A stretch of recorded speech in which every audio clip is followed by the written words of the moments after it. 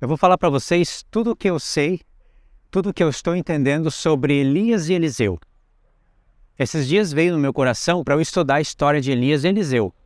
Então eu fui na Bíblia, procurei os capítulos que eu deveria começar e comecei a escutar de maneira repetitiva a história de Elias e de Eliseu. E fui escutando e fui aprendendo os feitos deles. E eu achei interessante o seguinte: quanto mais eu ouvia, mais eu sentia a necessidade de contextualizar a história, porque eu vi coisas que eu não entendia antes. Eu conhecia o ministério de Elias lá do Apocalipse 11, mas como eu estudo o Apocalipse 11 no contexto de toda a Bíblia, então eu sei o assunto das duas testemunhas, não ficava perdido na literalidade ali, então eu já tinha o assunto enriquecido e já falei disso muitas vezes no canal. Mas eu queria conhecer Elias, lá na história de Elias mesmo. E o que mais veio no meu coração é entender a diferença entre Elias e Eliseu. E aonde que estava a porção dobrada do ministério de Elias e Eliseu. E a primeira vez que eu escutei a história, eu olhei para os feitos de Eliseu e, para mim, os feitos de Elias eram maiores, eram melhores. Mas eu fui meditando e, irmãos, é incrível, né? Como a palavra de Deus exige a tua meditação e não apenas uma leitura robótica. Exige a sua atenção. E também que você vá no papel e comece a anotar as coisas. Então eu percebi que para você entender o poder da história de Elias e Eliseu, você precisa de contexto. Então eu já comecei a escutar o livro de Reis para pegar mais o contexto. E eu já falei para vocês do livro de Reis no canal, quando eu fui falar sobre a história de Salomão, sobre o estudo de Eclesiastes, de Cantares. Eu falei para vocês a história de Salomão, contei um pouquinho sobre o tabernáculo de Davi, mas dessa vez o Senhor me acrescentou muitas coisas. Por exemplo, eu percebi que eu preciso conhecer melhor a história do tabernáculo de Davi para poder entender melhor a história de Elias e Eliseu. E aí eu fui começar a escutar Reis e percebi que eu tinha que escutar Samuel, porque o livro de Reis é uma continuação de Samuel, uma continuação direta. Eu fui escutar Samuel e pensei, bom, se eu não parar aqui, eu vou voltar para Juízes, porque um livro vai preparando o outro. E de Juízes eu vou ter que voltar para Josué, de Josué para o livro da lei, e aí vai ficar muita coisa. Então eu queria dar um ponto de partida através do livro de Samuel. Embora eu não vá focar muito aqui no livro de Samuel, eu tenho um estudo já planejado para isso. Só que eu quero dar uma introdução com as minhas palavras, num assunto geral, sem texto, sem cola, sem nada, para a gente ir meditando. E aí eu percebi coisas no livro de Samuel que eu não sabia antes. Eu sabia, mas não com exatidão. O tabernáculo de Davi é uma coisa que a gente precisa aprender, irmãos. Isso está no Novo Testamento. Em Atos 15, aliás, eu já fiz vários vídeos sobre esse ponto.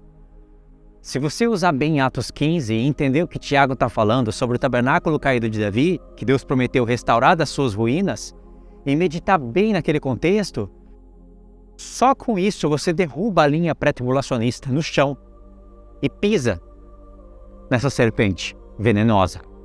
Porque essa linha é uma serpente venenosa. Você coloca qualquer pastor pré-tribulacionista infiel na parede.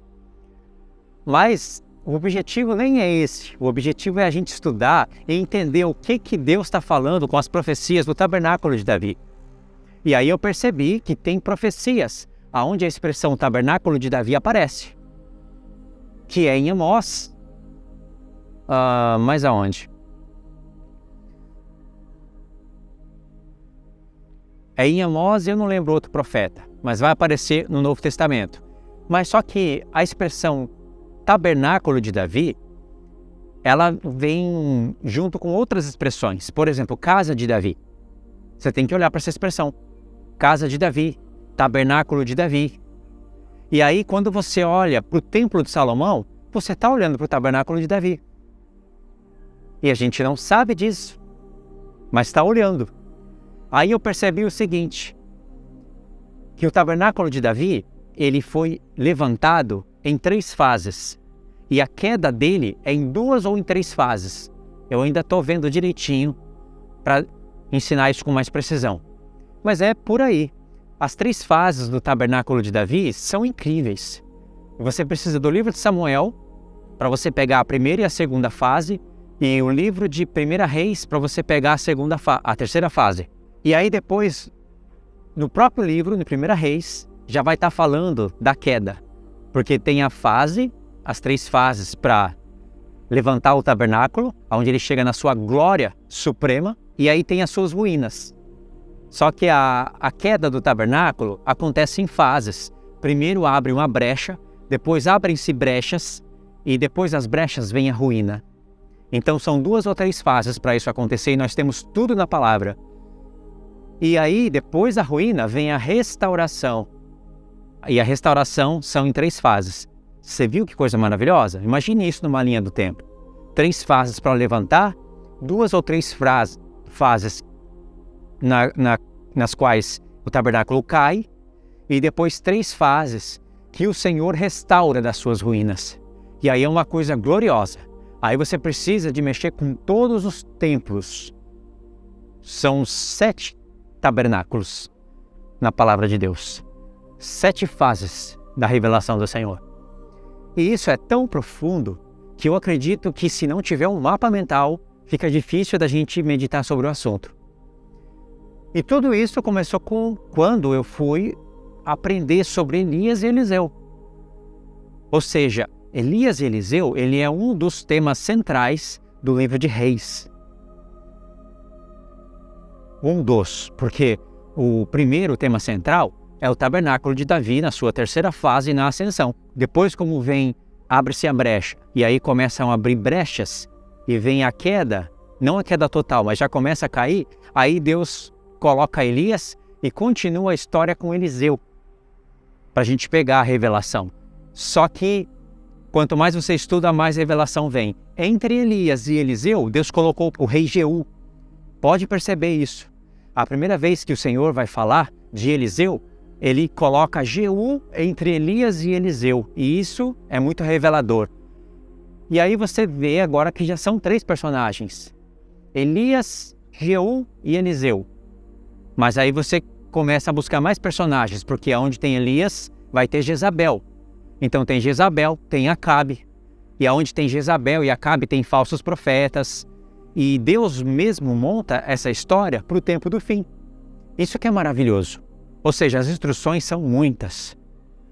Aí então, o livro de Samuel é o que prepara tudo isso para a gente.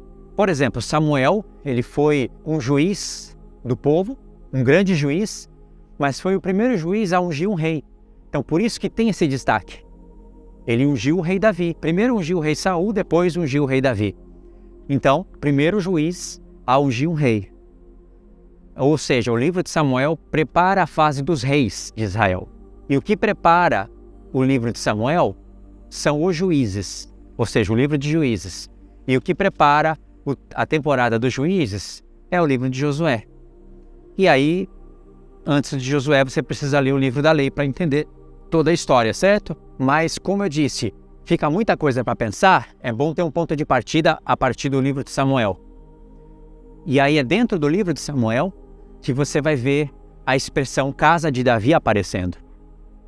A casa de Davi, a gente não sabe muito bem o que aconteceu, pelo menos eu não sei, mas alguma coisa aconteceu lá no tempo de Saul, em que as 12 tribos estavam divididas em casa de Israel e casa de Judá. A primeira vez que as 12 tribos se dividiram não foi lá com Salomão, foi com Saul. Então tinha briga entre as 2 casas.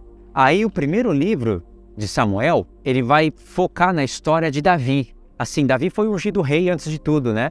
E aí vai mostrar Davi com Saul, Saul ali com amizade com Davi, e depois vai mostrar a inveja de Saul com Davi, a perseguição que Saul vai fazer contra Davi, e aí vai ter briga entre 2 tribos.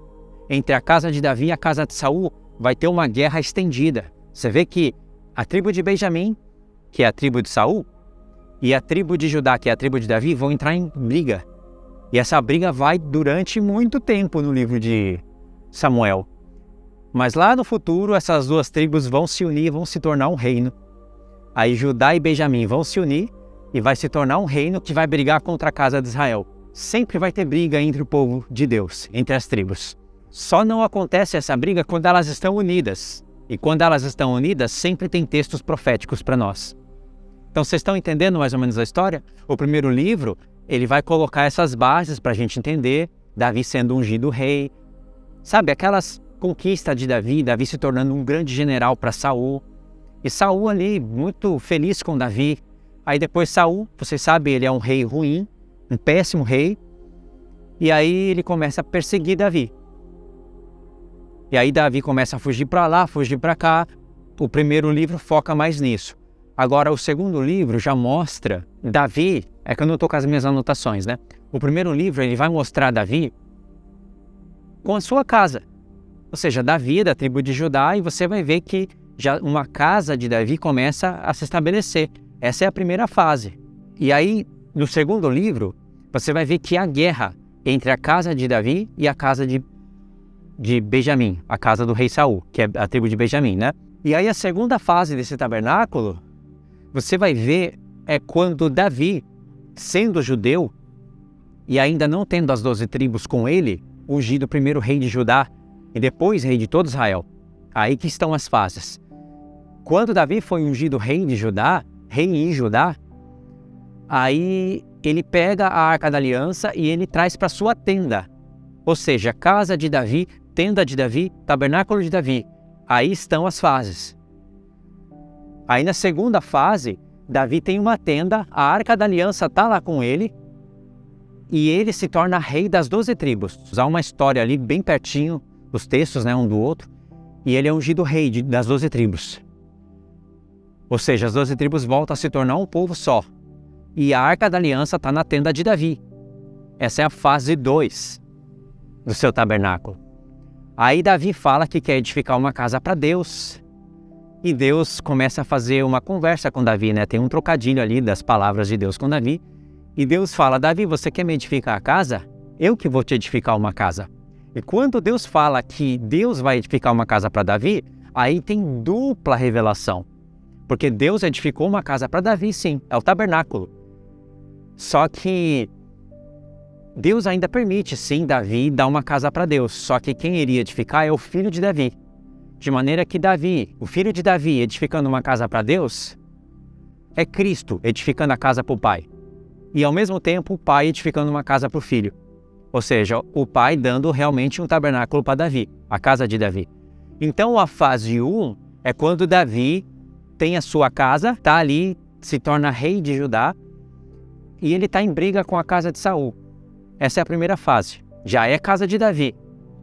A segunda fase é quando Davi se torna rei das 12 tribos, aí ele tem uma tenda e a Arca da Aliança é levada para essa tenda. E ali as 12 tribos estão unidas, como se fosse um reino dos sacerdotes. Davi ainda não estava praticando a aliança como deveria praticar. Deus estava dando um testemunho para todo mundo. Por isso que Deus fala, achei Davi, homem segundo o meu coração, que fará toda a minha vontade. E toda a vontade de Deus está exemplificada ali, testemunhada na vida de Davi. Toda a vontade de Deus é que as 12 tribos fiquem unidas, que elas se tornem um reino de sacerdotes, que elas não briguem uma com as outras. Só que ainda não foi toda a vontade de Deus. Deus ele vai dar a planta da casa para Davi, e Davi vai ser o único homem a acrescentar a lei sobre a Torá. Isso é uma grande novidade. É perfeito isso, porque Davi acrescentou leis sobre a Torá. Nenhum outro pôde fazer. Josué, ele escreveu o livro da lei e atualizou alguns pontos históricos. Ele teve essa autorização, isso está escrito no livro de Josué. Lá no tempo do cativeiro, alguém atualizou a Torá, mas Davi foi o único que acrescentou leis. Porque aí Deus deu leis para Davi que iriam estar em concordância lá com a Torá, só que Deus amplificou. A Arca da Aliança continuaria uma, só que teriam 10 menorás. Teria 10 mesas dos pães da proposição, e tudo nisso tem revelação ampla. O tabernáculo não seria mais o de Moisés, como estava na lei, seria uma casa fixa em Jerusalém. E isso veio por Davi. E Davi acrescentou turnos de sacerdotes que ao todo vão dar 144 mil 2 vezes. Ou seja, Davi que fez isso. da parte de Deus. Ele amplificou a Torá. A Torá ainda iria ser obedecida, teria que ser cumprida, ela iria servir de aio para conduzir todos a Cristo, só que agora com as leis que Davi colocou no templo que Salomão edificou. E quando Salomão edifica a casa e fixa a casa de Deus em Jerusalém, aí é a fase 3 do tabernáculo de Davi. O tabernáculo é de Davi. Foi ele que restaurou as 12 tribos. Foi ele que ganhou de Deus a planta da casa, o mapa, tudo que iria ser feito, e deu para Salomão. E Salomão foi o que edificou. Salomão, filho de Davi, como figura de Cristo. Entendeu? Cristo, filho de Davi. Não é bonito isso? Então essa é a fase 3 do tabernáculo. A fase 3 do tabernáculo de Davi é quando as 12 tribos agora estão num templo fixo e a Arca da Aliança não está numa tenda, está numa casa fixa em Jerusalém. Isso é tabernáculo de Davi. Sabe qual é a prova disso? Porque quando Deus fala da ruína do tabernáculo de Davi, a ruína vai acontecer lá no templo de Salomão. E no templo de Salomão. Aquele que abre a primeira brecha é Salomão. E depois, Deus poderia deixar as 12 tribos unidas, passar as 12 tribos unidas para Roboão, filho de Salomão, ou para Jeroboão, o efraimita, mas Deus divide em 2 casas. E aí coloca uma casa para um lado, outra casa para o outro, vocês conhecem a história, Samaria, Judá, e aí abre-se brecha, ou seja, já rompeu, já dividiu. Todas as tribos são povo de Deus, mas está dividido. E nessa divisão, sabe o que acontece? Elas começam a brigar. E quando as tribos estão em brigas, entra muita idolatria. Aí Jeroboão já pega 2 bezerros, coloca lá para o povo adorar, e isso fica um pecado tão grave para Israel, que sempre quando Deus vai denunciar os pecados de Israel, ele fala contra a casa de Jeroboão. Guerras que vão trazendo a idolatria, os cativeiros, os castigos, ou seja, abriram-se brechas. E aí, depois de Elias e Eliseu, Deus já começa a levantar profetas para falar que a casa de Israel iria deixar de ser povo. Agora 10 tribos iriam ir para cativeiros e não iriam voltar mais, iriam se misturar entre os gentios e iriam deixar de ser povo. Olha a ruína. Jerusalém era a rainha de toda a terra. Todos os reinos do mundo vinham até Jerusalém para ouvir a sabedoria de Salomão. Os profetas mostram que Jerusalém virou a rainha de toda a terra e ela reinou sobre todos os reinos do mundo. Isso aconteceu só uma vez no passado e nunca mais vai acontecer a não ser no milênio de Cristo. Por isso que o reino de Salomão é uma figura do milênio. Shalom, Mon é o nome dele. Shalom de paz, rei de justiça, rei de paz. E havia paz entre todos os reinos do mundo. Jerusalém tinha paz com todos. Todos os reinos do mundo vinham até Jerusalém para ouvir a sabedoria de Salomão, ficavam admirados. Nenhum homem era mais rico e mais sábio que Salomão. As 12 tribos estavam unidas, ou seja, o tabernáculo que Davi uniu, fixo em Jerusalém. E Deus edificou uma casa para Davi. Entendeu? E ali, Jerusalém se tornou rainha da terra. Santa.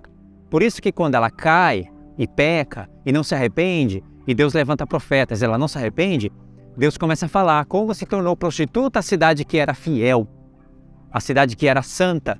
Jerusalém, a glória de todos os reinos, que ela foi. Sempre quando os profetas, Isaías, Jeremias, Ezequiel estão falando assim de Jerusalém, Jerusalém, a que era santa, se tornou prostituta, a rainha de toda a terra, a glória de todos os reinos, Deus está falando do tempo de Salomão.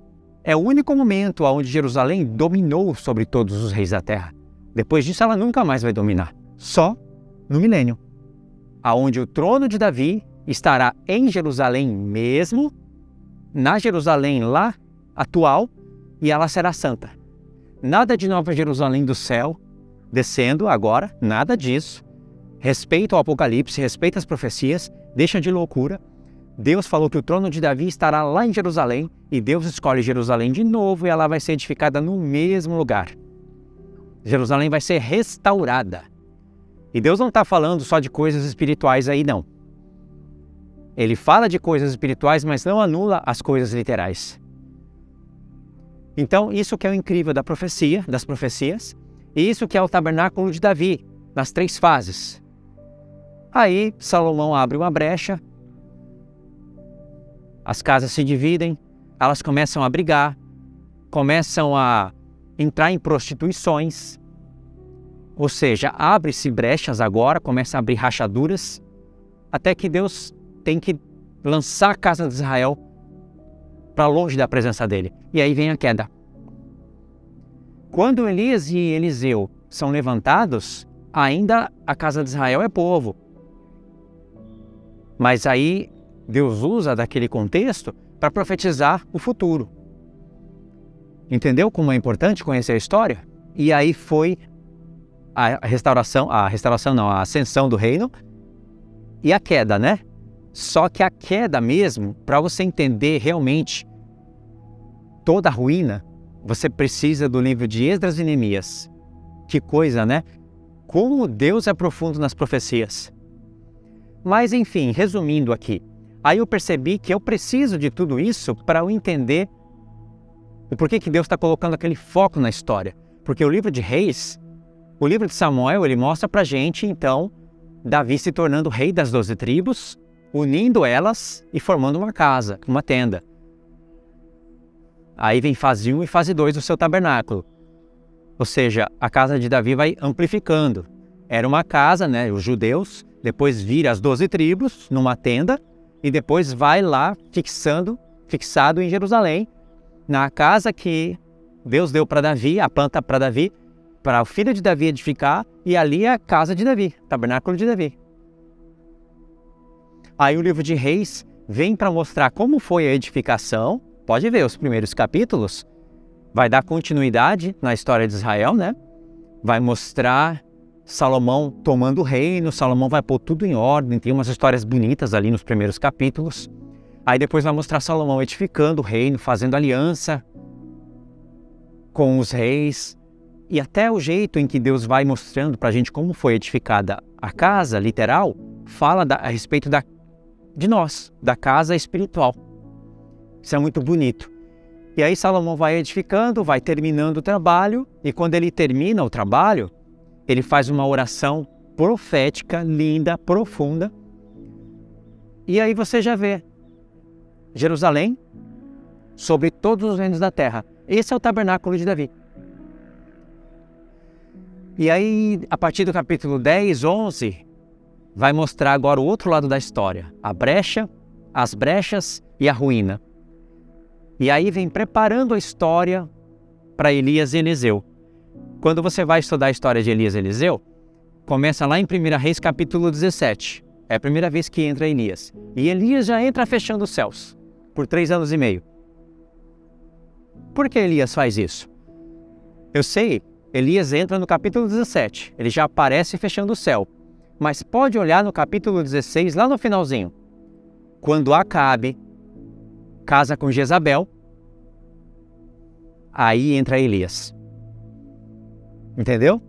E Jezabel, ela é acusada na história de Elias de exterminar os profetas de Deus, de perseguir e matar os profetas de Deus, e ela ainda quis matar Elias.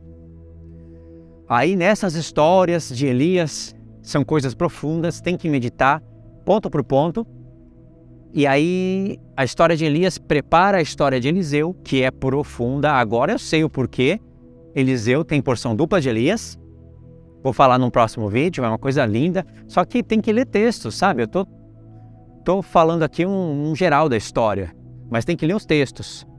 Mas agora eu entendo por que Eliseu tem a porção dupla de Elias. Isso tem tudo a ver lá com o tempo da grande tribulação e o tempo do deserto, que é uma mensagem que a maioria não conhece.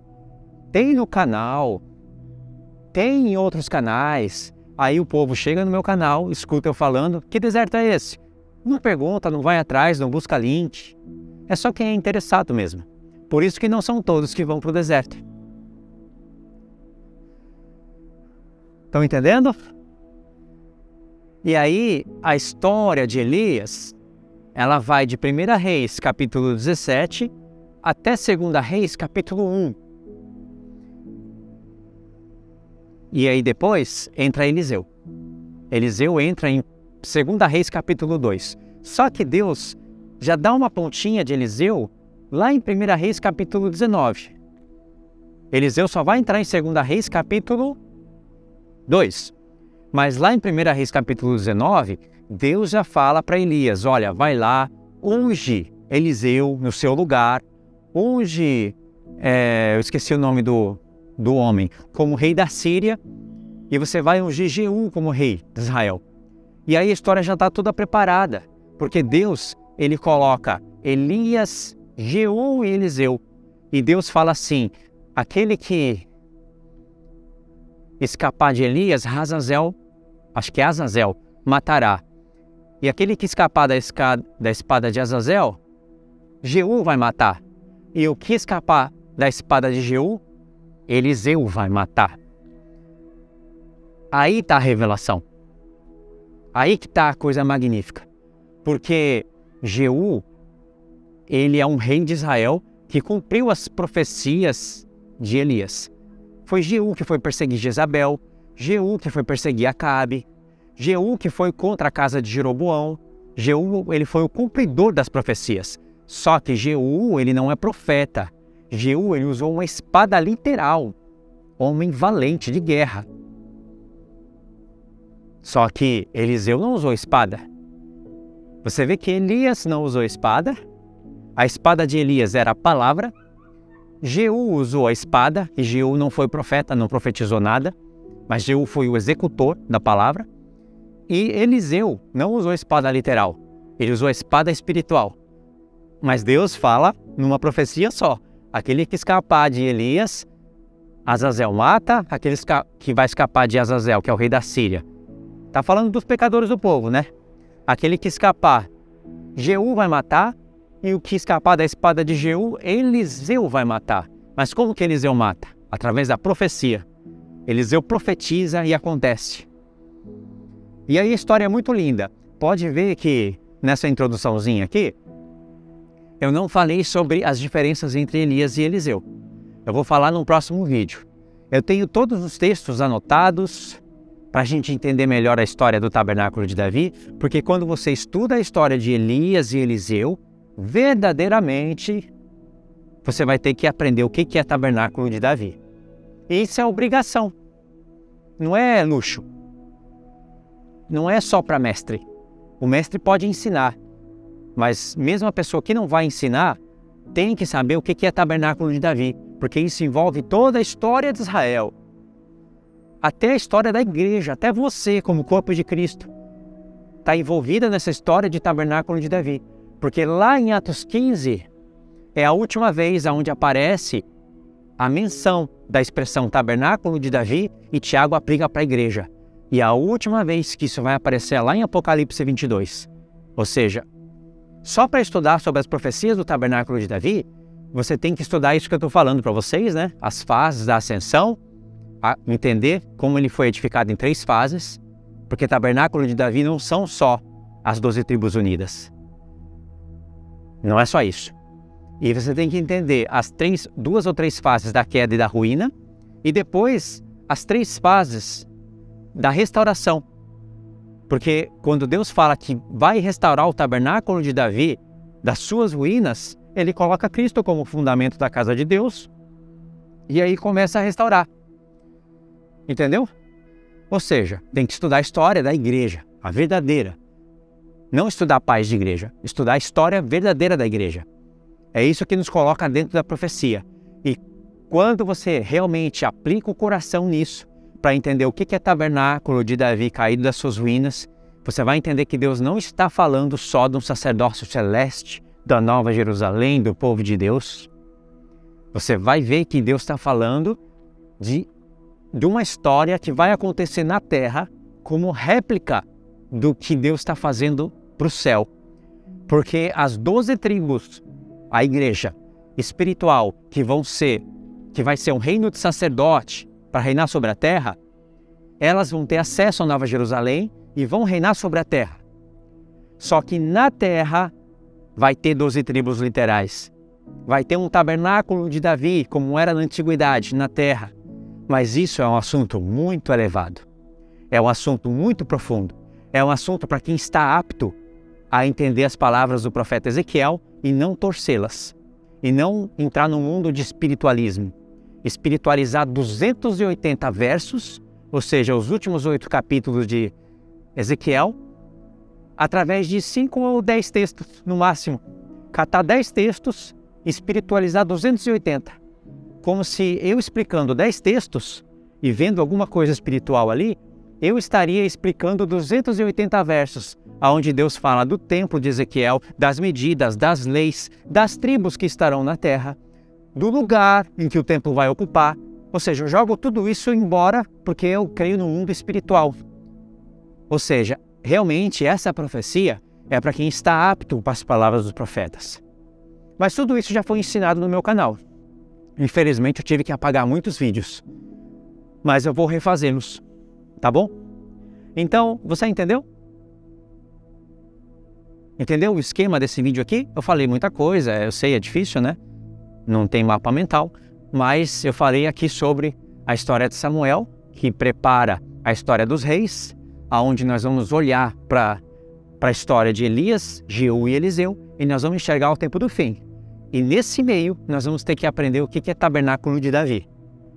Eu sei que muitos que me assistem já sabem mais ou menos o que é tabernáculo de Davi. Já ensinei isso, já falei várias vezes.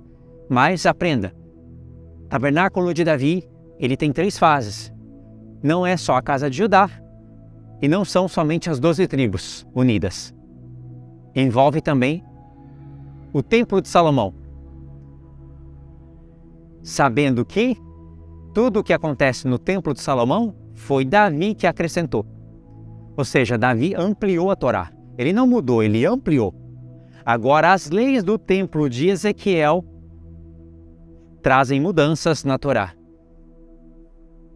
Entendeu? Ou seja, Ezequiel, ele não acrescentou sobre a Torá. Ezequiel, ele traz uma mudança de lei. Fala coisas da nova aliança, obviamente, no livro todo. Mas quando chegar lá no capítulo 40 até o 48, Ezequiel já está falando de coisas que têm relação com o livro da lei, mas que são diferentes no templo de Ezequiel. E templo de Ezequiel não é templo que vai ser edificado na grande tribulação e o anticristo vai profanar. Irmãos, que visão pobre. Meu Deus, isso é uma visão muito atrasada. Não é algo espiritual que é a Nova Jerusalém. Deus não gasta 8 capítulos, 280 versos, com todas aquelas leis só para falar de Nova Jerusalém. É algo que vai acontecer no milênio. E se isso não acontecer no milênio, as profecias ficam cheias de buraco. Sim, se você estudar realmente o que Isaías está falando, e você não entender que o templo de Ezequiel vai estar no milênio, as profecias ficam cheias de buraco. É que tem pessoas que não enxergam isso. Então é isso, irmãos. Eu vou trazer para vocês essa história, tá? Eu quis falar um pouquinho aqui só para tirar um pouquinho da minha mente essas coisas. Eu estou trabalhando agora no canal com vídeos curtos, e aí eu vou deixar para vocês no meu comentário fixo a playlist dos vídeos curtos para você assistir os vídeos curtinhos em sequência e para você compartilhar nos grupos. Também vou deixar os estudos de Jó, que eu ainda não terminei. Eu vou ter que dar sequência no estudo de Jó, eu não acabei, então eu tenho que continuar. Vou deixar alguns vídeos, alguns links para vocês no meu comentário fixo, tá bom? Então leia o comentário fixo. E é isso, tá? Se você for estudar a história de Elias e Eliseu, lembra, pega o livro de Reis, 1 Reis, a partir do capítulo 17 e vai até 2 Reis, capítulo 13. Porque a história de Eliseu vai de 2 Reis, do capítulo 2 ao 13. Eliseu morre lá no 13. Tá bom? E aí, ali está a história dos dois. Só que aí você vai perceber que se você quiser profundidade na história e entender a diferença de um ministério para o outro, você precisa do contexto da história do povo de Israel. Que você pode começar a partir de Samuel. Eu acho que a partir de Samuel é um bom ponto de partida. Tá bom? Então é isso, irmãos. Fiquem na paz. Deus abençoe.